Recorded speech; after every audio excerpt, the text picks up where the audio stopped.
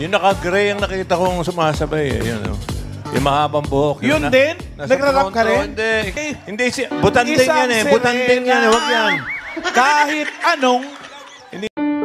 Tila ba hindi ikinatuwa ng Itbulaga host na si Maine Mendoza ang naging joke ng henyo master na si Joey De Leon matapos sabihang butanding ang isang babae sa studio.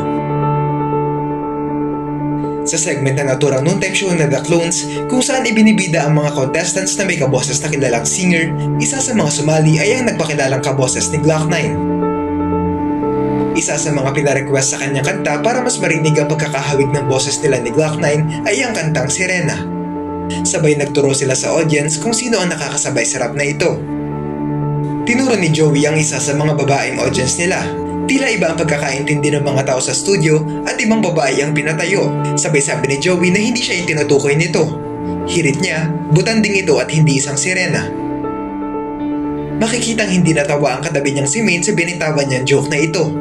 Panoorin ang video. Thank you very much. Sino kasama mo? Yung naka-gray ang nakita kong sumasabay eh. Yun, oh. Yung mahabang buhok. Yun din? Nagra-rap ka rin? Hindi. Ikatabi nung naka-yellow tsaka jacket na... Ayan. Yan. Taga-mega? Ako lang bababa. Yan. Siya mismo, yung bata. Sige na. Ako'y... Hindi si... Butanding yan eh. Butanding yan eh. Huwag yan. Hindi si... Butanding yan eh. Butanding yan eh. Huwag yan. Hindi si... Butanding yan eh. Butanding yan eh. Huwag yan. Kahit anong... Hindi naman sirena yan eh. Hindi naman sirena yan eh. Yan, yung grupo na yan, sabay-masabay eh. Eto ba? Actually, yung katabi niya eh. Yan, gray. Ikaw pala to eh, tayo. Ako eh. Tapangan mo lang, tapangan mo. Sirena. Yung rap.